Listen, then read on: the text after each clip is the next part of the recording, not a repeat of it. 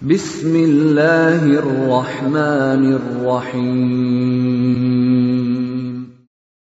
Waltakum minkum ummatun yad'una ilal khairi wa ya'muruna bil ma'ruf wa yanhauna 'anil munkar. Assalamualaikum warahmatullahi wabarakatuh. Alhamdulillah wassalatu wassalamu ala rasulillah mabad. Allah berfirman, wajahidu bi amwalikum wa anfusikum. Berjuanglah kalian, berjihadlah kalian melalui hartamu dan dirimu. Hampir semua ayat-ayat berjuangan dan pengorbanan itu dimulai dengan bi amwalikum, harta kalian, harta kalian. Saya mengajak secara praktis dan kami sudah buktikan. Rp1.000 itu bisa luar biasa dahsyat. Bisa beli mobil, bisa buat kuburan, ya, bisa membangun masjid. Uang 1.000. Mari kita satukan uang 1.000 kita. Nanti kami jemput di rekening ini, insya Allah bisa kita buat. Di rekening ini, insya Allah kita buat sebuah kekuatan umat dengan Rp1.000. Rp1.000 dahsyat. Alhamdulillah walladzi ja'ala din lihibzina fi hayatina wa sa'adatina insyaallah fid dunya wal akhirah wa ja'ala al hudud lihibzid din wa lihibzil aqal wan nasr wa lihibzil mal wa nashhadu an la ilaha illallah wahdahu la syarikalah syahadatan tunji qailaha minan nar wa nusallimu ala Rasulina khairul anam sallallahu alaihi wa alihi wa sahbihi wa mawala. Jadi kaidahnya ini diambil dari Quran, ya, di surah Al-Baqarah 178 179. Ya. Saya baca dulu potongan ayatnya yang diambil kaidah. Walakum fil qisas hayatu ya ulil albab. Walakum fil qisasi hayatu ya ulil albab. Sama-sama. Walakum fil qisasi hayatu ya ulil albab. Sama-sama. Walakum fil qisasi hayatu ya ulil albab. Sekali lagi. Walakum fil qisasi hayatu ya ulil albab. Sekali lagi.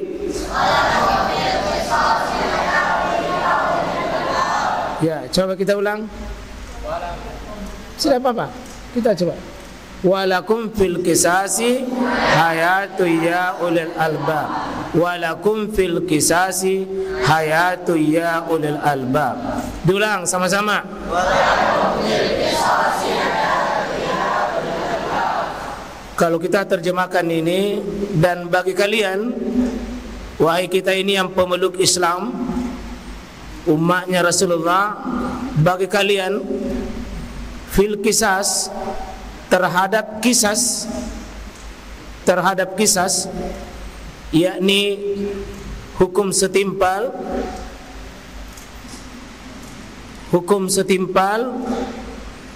kisas hayatu ya ulil albab adalah ada penjagaan hidup, ada kehidupan, wahai orang yang berakal. Kalau kita bahasa pendeknya, jika diperlakukan kisas itu menjaga hidup. Saya ulangi, hukum kisas itu menjaga hidup.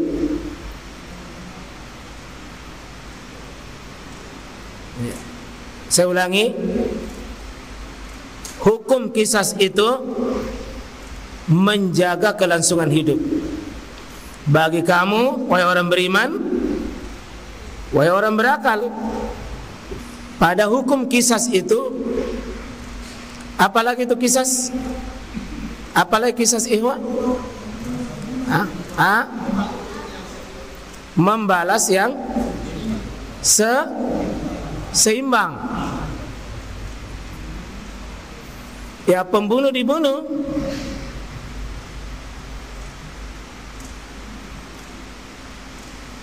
Penzina dirajam.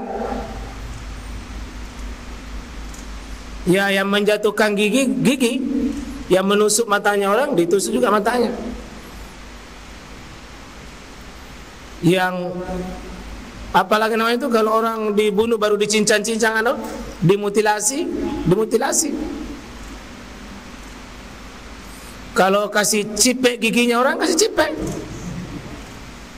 Kalau kasih bicak.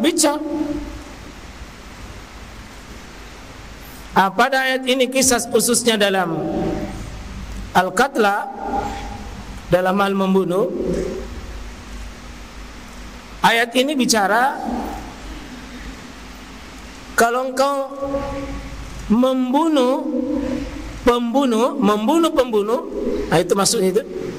Kalau dibunuh itu yang membunuh, itu menjaga hidup. Seulangnya,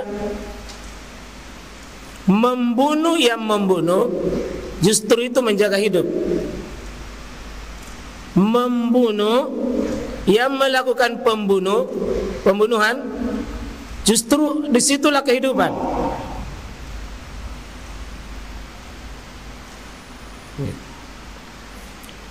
Jika kita bunuh orang yang membunuh,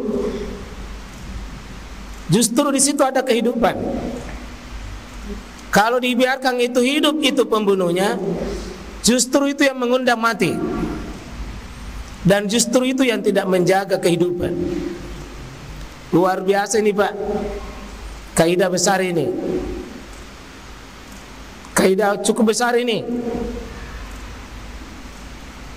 Makanya ayat ini sebuah kaidah itu ditutup ya ulil albab, wahai orang yang memiliki akal.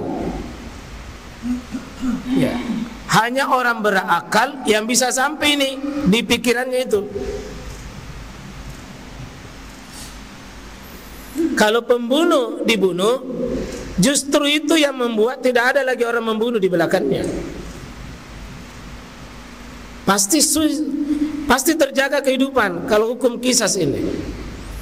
Cuma kalau dipahami sepintas, tidak pakai akal panjang dan tidak pendekatan albab, tuduhan keji kepada Islam ini salah satunya. Tuduhan keji, itu hukum Islam sadis. Dibunuh orang, bahkan dikasih lihat di depan itu. Hukumnya Islam itu sadis.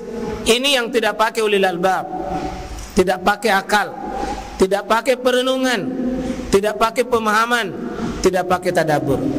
Dan ini yang ditangkap oleh orang di luar Islam. Jangankan orang di luar Islam, orang Islam sendiri masih banyak yang menentang hukum qisas ini.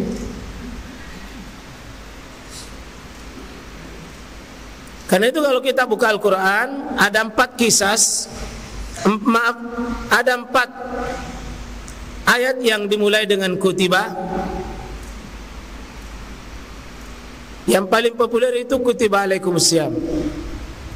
Dan itu hampir berdekatan 3 kutiba. Satu ya ayyuhalladzina amanu kutiba alaikumusiyam. Yang kedua ya ayyuhalladzina amanu kutiba alaikumul qisas. Yang ketiga ya ayyuhalladzina amanu kutiba alaikum iza hadara ahadakumul maut in taraka khairanil wasiyah, dan seterusnya. Ini 3. Atau ayat yang lain ya ayyuhalladzina amanu kutiba alaikumul qital. Kutiba itu ini diambil dari sini. Ya ayyuhalladzina amanu kutiba alaikumul qisas. Sekali lagi ulangi, kata kutiba itu artinya diwajibkan. Diambil dari kata ba. Ya, menjadi isim madi majhul dengan ditulis, ditetapkan, dituliskan, diputuskan. yang sederajat dengan furida. Tapi mungkin ini ayat yang paling jarang dibahas. Inilah ayat kutiba yang paling tidak nampak di permukaan. Inilah ayat yang ayat-ayat ahkam, ayat-ayat hukum yang jarang sekali sampai di telinga. Sebagian sudah kaum muslimin mungkin ini menganggap musibah ini kalau dibahas ini. Kenapa? Karena wahai orang-orang beriman, ya orang beriman itu siap. Apa? Kutiba alaikumul qisas. Ditetapkan bagi kalian, diperintahkan bagi kalian hukum kisas, hukum setimpal, terutama fil qatla, terutama pada fil qatla, pada pembunuhan. Jadi kalau orang membunuh, ini bunuh juga. Wah, orang mau mengaku beriman, ditetapkan, diputuskan, diwajibkan. Ya sama dengan kutiba alaikumusiyam, diwajibkan berpuasa, diwajibkan juga hukum kisas. Dan ini harus tahu Pak, ini yang buat aturan adalah Allah. Yang Allah itu Rahman, Rahim. Dan seluruh keputusannya adalah keputusan yang pasti mengarah kepada sifat Rahmannya, sifat Rahimnya. Ini akidah ini. Karena kalau Quran didekati dengan pendekatan hukum dan orang tidak belajar akidah, susah ketemu itu, susah connect itu. Bicara tentang ayatul ahkam, ayatnya hukum, tapi tidak bicara ayat-ayat tentang akidah, itu biasanya tidak ketemu. Ya. Jadi kalau ada orang bicara tentang ayat-ayat ahkam tapi tidak didahului dengan pembahasan ayat-ayat akidah, sulit Pak. Dan itu bukan sunnah belajar begitu. Sunnahnya belajar sahabat itu tidak dipelajari ayat-ayat begini dulu, belakang itu. Kalau kita melihat urutan Nabi sahabat belajar, itu 86 surah dulu diisikan di otaknya sahabat, di pikirannya sahabat dengan kurang lebih 4.000 ayat, mengisi dulu pikiran ayat akidah dulu yang sifatnya banyak, pendek tapi tegas. Pendek, tegas. Yang kuliah Nabi dengan sahabat itu turun di Mekah, yang biasa disebut dengan Makkiyah. Belum ada ayat Makkiyah begini. Karena ini hukum. Kenapa enggak dibicara tentang ayat-ayat hukum? Karena itu butuh pelaksanaan. Dan untuk pelaksanaan seperti itu tidak bisa tanpa kekuatan. Apa kekuatannya? Akidah dulu. Karena itu anak-anak Pak mohon jangan terlalu banyak diisi ayat-ayat ahkam dulu. Ini yang bahaya hari ini. Orang belajar tidak pada urutan dan tahapan. Tidak berurut, tidak bertahap. Iya. Kalau orang belajar tidak bertahap, tidak berurut, seperti memberi makan ayam. Ayam maksudnya diberi makan tapi bisa mematikan. Karena ayam kecil dibakiskan jagung, dia bisa rusak temboloknya. Karena dia tidak bertahap dan tidak berurutan. Anak-anak kita isinya Quran ini kalau kita bagi dua Pak, dua sebenarnya inti. Akidah dulu baru hukum. Itu biasa disebut dengan akidah syariah. Syariah ini itu nanti akan kita bagi dalam hukum. Ya, hukum ini ada nanti mengarah kepada yang sifatnya perdata, yang sifatnya juga nanti pidana. Sehingga Islam itu hadir Pak kalau direnungkan dengan pakai ulil albab, syaratnya itu ulil albab dulu. Pakai akal berpikir, direnungkan baik-baik. Islam dengan segala hukum yang diterapkan itu selalu dimulai keyakinan hifzuddin, menjaga agama. Karena itu seperti hukum kafir, hukum syirik, murtad. Kenapa dibunuh orang murtad? Karena untuk menjaga agama. Hifzuddin. Ada namanya hifzun nafs, dijaganya napas, dijaga jiwa itu. Jadi tidak ada yang tertinggi hifzuddin, agama Allah ini. Karena itu boleh memerangi orang kafir, Pak. Bukan benci, bukan benci. Tidak ada hukum Islam ini dendam, Pak. Tidak ada. Hukum Islam ini pasti adalah lisalahil ibad dunyahum wa ukhrahum. Untuk menjaga hamba itu supaya hamba itu selamat dunia dan selamat akhirat. Tidak ada hukum ini seperti kisah nanti dibunuh dengan dibunuh. Bukan dendam, bukan benci. Tapi di situ rahmat. Buktinya Allah yang syariatkan. Dan Allah itu adalah alimul gaib, alimun khabir. Dia paling tahu hikmah dari semua hukumnya. Dan tidak ada batilah, tidak ada kebatilan dalam hukum ini.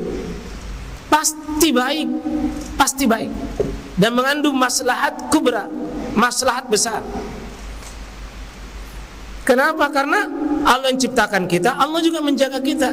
Dan untuk menjaga hidup ini, ya, menjaga hidup, yakni menjaga nafs, jiwa, hidup, dibuatlah nanti hukum-hukum. Salah satunya pembunuh harus dibunuh. Dan sudah ada penelitian, Pak, di mana negara menerapkan hukum qisas, sedikit sekali orang yang membunuh dalamnya. Di mana diterapkan hukum pembunuh harus dibunuh, tidak ada yang berani membunuh. Karena kalau saya membunuh itu artinya membunuh diriku. Dan kalau hukum Islam ini ketat, tegas, itu cinta. Maaf ya, kadang sebuah hukum itu harus tegas, bukan tidak baik, tapi justru situ kebaikannya. Coba Pak, kalau hukum ini ditetapkan, maka tidak semudah hari ini, Pak, orang muda membunuh. Bayangkan, Pak, hari ini orang tua membunuh anak, anak membunuh orang tua, saudara membunuh saudara. Hampir tiap hari kita lihat disuguhkan.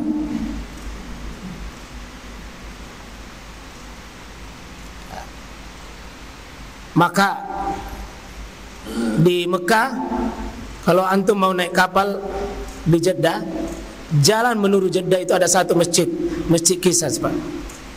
Kalau hari Jumat di situ ada orang yang dipancung, ada orang yang dibunuh di depan orang. Tapi kan itu jarang terjadi. Jarang terjadi. Sehingga yang seperti yang begal-begal ini, Pak, kenapa berani begal? Karena tidak ada hukum yang tegas terhadap mereka. Kenapa betapa banyak nyawa hari ini murah sekali? Padahal man qatala nas, siapa yang membunuh seseorang satu saja dia bunuh, faqatalan nasa jamia, seolah-olah dia itu membunuh jamia, seluruh jiwa itu sudah dibunuh. Itulah Islam menjaga apa namanya hifzun nafs. Ya. Sementara nanti hukum an-nafsu bin nafs, jiwa harus dibayar dengan jiwa, nyawa harus dibayar dengan nyawa dalam nanti ada syarat-syarat tertentu. Nggak begitu Pak bilang harus begitu membunuh langsung dibunuh. Tidak. Ada hukum-hukum. Karena itu dijelaskan dengan ayat ini cukup panjang. Tapi saya ingin dulu Pak, kita paham. Saya ulangi, kalau di ulil albab kan hifzuddin. Hifzul apa tadi yang kedua? Hifzul nafs, menjaga jiwa. Karena itu kalau orang sudah ditiupkan ruh itu baik Pak, di dalam rahim sudah ditiup ruh 4 kali 120 4 bulan, itu tidak boleh digugurkan, haram digugurkan. Kan itu menjaga kehormatan jiwa. Ya. Tidak boleh, tidak gampang boleh menjatuhkan, membunuh Pak. Tidak boleh. Tidak boleh gampang itu. Tidak gampang itu. Kemudian apa? Hifzul yang ketiga? Hifzul? Ya, hifzul mal. Harta itu dijaga Pak. Karena itu kalau orang mencuri bisa dipotong tangannya. Tapi ingat, tidak semua pencuri yang harus potong tangan. Sebagaimana ini kisas, tidak selamanya harus. Demikian juga orang berzina, tidak selamanya harus. Ketat Pak. Karena itu hukum, kalau kita lihat hikmahnya Pak, ada hukum kita tegakkan langsung, pribadi-pribadi Pak. Bebas. Ada hukum, diri masing-masing tegakkan. Tapi ada hukum, tidak boleh tegak pada pribadi-pribadi. Dia harus tegak dengan umara, negara yang mesti tegakkan. Tidak boleh kelompok. Tidak boleh Tajdidul Iman bikin hukum bilang hukum potong tangan, hukum rajam, hukum pancung, tidak boleh. Itu kelompok, tidak bisa. Hukum itu tidak akan tegak kalau bukan negara. Ada 3, ada 1 yang ketiga itu boleh diselesaikan pribadi, boleh dibawa ke pengadilan, hukum sengketa bisa diselesaikan. Tapi hukum kisas tidak boleh Pak. Orang tua mendapati anaknya mencuri, saudara mendapati berzina, tidak boleh. Tidak boleh. Tuh ada ketentuan. Ya, ada ketentuan. Maka tidak boleh gegabah ini menjatuhkan ini. Orang-orang yang mengatakan Islam ini keras, sadis, karena dia tidak pakai ulil albab. Tidak pakai ulil albab. Jadi hifzul mal, menjaga kita punya harta, supaya harta kita itu tidak diambil orang, tidak dicuri orang. Dibuatlah nanti hukum-hukum yang bisa menjaganya itu. Hukum-hukum. Bahkan nanti ada hukum masuk di hudud. Sering Allah mengatakan itu tilka hududullah. Itu hukum itu Pak. Tapi hukum yang punya sanksi tegas, itu hudud namanya. Kalau hukum yang biasa, ya hukum biasa. Wa man lam yahkum bima anzalallah, itu hukum biasa. Tapi kalau hudud yang memiliki sanksi keras, tegas, dan ada sanksi fisik, itu biasanya disebut dengan hukum hudud. Nah itu tidak boleh kita sendiri-sendiri, tidak boleh. Tidak boleh sendiri-sendiri. Karena ini kalau ada isyarat begini Pak, berarti ada isyarat bahwa mengadakannya yang mau menegakkan kisas ini wajib. Karena hukum ini wajib, mengadakannya sesuatu yang mau menegakkan ini juga wajib. Apapun mereknya, apapun modelnya, adapun bentuknya, ya kisas ini tuntutan Allah kepada kita. Karena kalau dihukum mencuri Pak, potong tangan, kalau memenuhi syarat, yakin Pak, biar Bapak simpan barang tidak ada mau ambil ki. Kalau sekarang coba Bapak menjual sesuatu baru, pergi sholat, jual mobil-mobilan, HP, ya, jual yang berharga lah. Terus coba pergi ke masjid, yang ada yang jagain. Insya Allah hilang. Tapi kalau hukum berlaku, hukum potong tangan, enggak ada. Karena kentara nanti kalau dipotong ini,